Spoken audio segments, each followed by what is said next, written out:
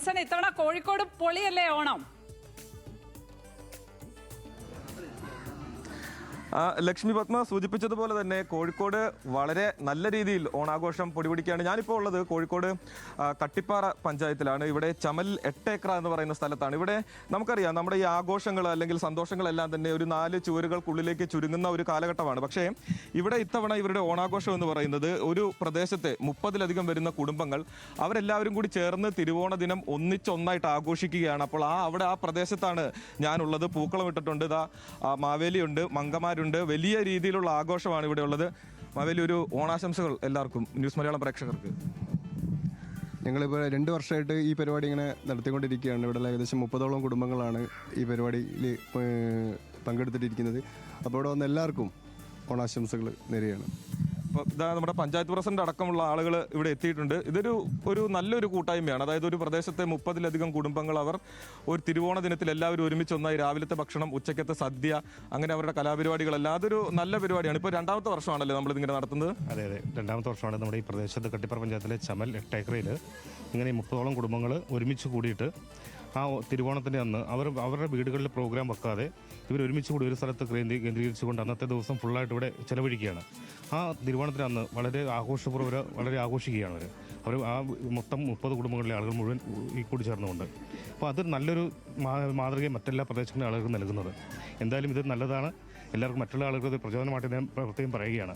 അപ്പോൾ എല്ലാവർക്കും പ്രത്യേകിച്ച് എല്ലാവർക്കും ഓണാശംസകൾ നേരുകയാണ്. അപ്പോൾ സൂചിപ്പിച്ചതുപോലെ തന്നെ ഇതാ ഇവിടെ മങ്കമാരൊക്കെ ഉണ്ട് കേട്ടോ, പൂവൊക്കെ ആയിട്ട് നിൽക്കുന്നുണ്ട്, ഇതാ അമ്മമാരുണ്ട്, എല്ലാവരും ഉണ്ട് ഇവിടെ. ചേച്ചി, എങ്ങനെയുണ്ട് ഓണാഘോഷമൊക്കെ? എന്താണ്, അടിപൊളിയാണോ? അടിപൊളി, സൂപ്പർ. ഇതിപ്പോൾ 2ാമത്തെ വർഷമാണ് നിങ്ങൾ ഇങ്ങനെ നടത്തുന്നത്. കൂട്ടായ്മയിൽ എല്ലാവരും വരുന്നുണ്ട് അല്ലേ? ഇവിടെ എല്ലാവരും ആരും പിന്നോട്ട് നിൽക്കുന്നില്ല. എല്ലാവരും. എന്തൊക്കെയാണ് നമുക്ക് ഇന്ന് സ്പെഷ്യൽ ആയിട്ടുള്ള, പ്രത്യേകിച്ച് സദ്യയിലൊക്കെ? സദ്യയിൽ എല്ലാ ഉപ്പുതൊട്ട് കർപ്പൂരം എന്ന് പറയുന്ന പോലെ എല്ലാ ഐറ്റംസും ഞങ്ങൾ ഉൾക്കൊള്ളിക്കാൻ നോക്കിയിട്ടുണ്ട്. നമുക്ക് ആ ക്യാമറ അങ്ങോട്ട് കാണിച്ചു കഴിഞ്ഞാൽ അവിടെ ആവി പൊന്തുന്നുണ്ട് കേട്ടോ. പായസം, സാമ്പാർ, ചോറ് എല്ലാത്തിനും അവിടെ ആവി പൊന്തി അവിടെ അത് സംഭവം എല്ലാം റെഡി ആയിക്കൊണ്ടിരിക്കുകയാണ്. ചേച്ചി, എങ്ങനെയുണ്ട് ഓണാഘോഷമൊക്കെ? പിന്നെ അടിപൊളിയല്ലേ? അടിപൊളിയാണ്. നമുക്കിവിടെ ഇന്നിപ്പോ കലാപരിപാടികളൊക്കെ ഉണ്ടോ? എന്തെങ്കിലും ഫുള്ളായിട്ടുണ്ട്. ചേച്ചി എന്തെങ്കിലും പരിപാടി കൂടുന്നുണ്ടോ? അത്യാവശ്യം എല്ലാത്തിനും ഉണ്ട്. ഇപ്പൊ പറഞ്ഞതുപോലെ തന്നെ എല്ലാവരും വലിയ ആഘോഷത്തിലാണ്. ഹാപ്പി ഓണം. അയ്യോ, പേടിച്ചുപോയി. ചേച്ചി, എങ്ങനെയുണ്ട് ഓണാഘോഷമൊക്കെ? എങ്ങനെയുണ്ട്? നന്നായിട്ട് പോകുന്നു. മക്കളെ, എങ്ങനെയുണ്ടോ ഓണാഘോഷമൊക്കെ? എങ്ങനെയുണ്ട്? പുതിയ ഉടുപ്പൊക്കെയാണോ? പുതിയ ഉടുപ്പൊക്കെ എങ്ങനെയാ? എല്ലാവർക്കും ഒരു ഹാപ്പി ഓണം പറഞ്ഞേ. ഹാപ്പി ഓണം. അപ്പം സേതുലക്ഷ്മി അതുപോലെ ലക്ഷ്മി സൂചിപ്പിച്ചതുപോലെ തന്നെ വലിയ രീതിയിലുള്ള ഓണാഘോഷം, അതൊരു വലിയ കൂട്ടായ്മയാണ്, വലിയ സന്തോഷം നൽകുന്ന ഒരു കൂട്ടായ്മയാണ്. കാരണം 30-ലധികം വരുന്ന കുടുംബങ്ങൾ അവരൊന്നിച്ചൊന്നായിട്ട് തിരുവോണ ദിനത്തിൽ ഓണം ആഘോഷിക്കുന്നു. അവർ രാവിലെയും ഉച്ചക്കത്തെയും അതോടൊപ്പം തന്നെ വൈകിട്ടത്തെയും ഭക്ഷണം എല്ലാവരും തന്നെ ഇവിടെ ഒരുമിച്ച് വെച്ച് ഭക്ഷണം കഴിക്കുന്നു. ഇതെല്ലാം തന്നെ നമുക്കറിയാം, ഇത്തരത്തിൽ ഈ ആഘോഷങ്ങളെല്ലാം തന്നെ ചെറിയ മതിൽക്കെട്ടുകൾക്കുള്ളിലേക്ക് ചുരുങ്ങുന്ന കാലഘട്ടത്തിൽ വലിയ സന്തോഷം നൽകുന്ന കാഴ്ചകളാണിത്. എങ്ങനെയുണ്ട് ഓണാഘോഷമൊക്കെ? എങ്ങനെയുണ്ട്?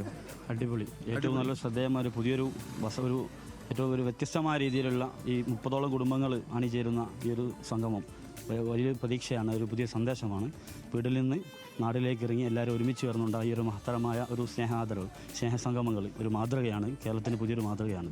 അതെ, സൂചിപ്പിച്ചതുപോലെ തന്നെ വലിയ മാതൃകയാണ്. ഇത് ഓണവില്ല് 2K25 എന്ന പേരിലാണ് നടത്തുന്നത്, കുടുംബക്കൂട്ടായ്മ ഓണാഘോഷം 8 ഏക്കർ. അപ്പോൾ ഇനി ഇവർക്ക് ഇവിടെ കാര്യമായിട്ടുള്ള പരിപാടികളുണ്ട്. ഇനി ഒരു പൊതു ചടങ്ങ് പോലെ ചടങ്ങ് നടക്കാനുണ്ട്. അതിനുശേഷം ഉച്ചയ്ക്ക് ഇവരെല്ലാവരും കൂടി ഒരുമിച്ച് ഓണസദ്യ കഴിക്കും. അതിനുശേഷം വൈകുന്നേരം കലാപരിപാടികളുണ്ട് അല്ലേ?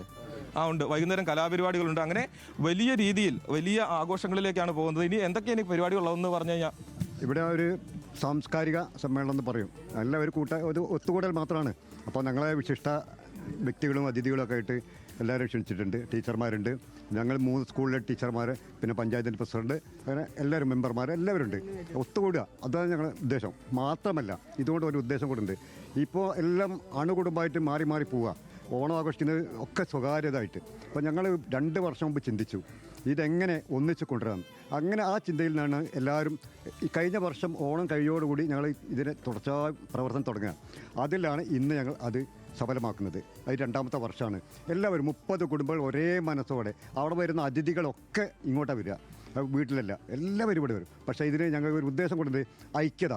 ഇന്ന് വിട്ടുപോകുന്ന ഒരു സംഭവമാണ് നാടിൻ്റെ ഐക്യത. എല്ലാവരും ഇപ്പം മാവേലി നാടുവാണിയിടും കാലം മതിയാകുന്നില്ലാത്ത അവസ്ഥയാണ്.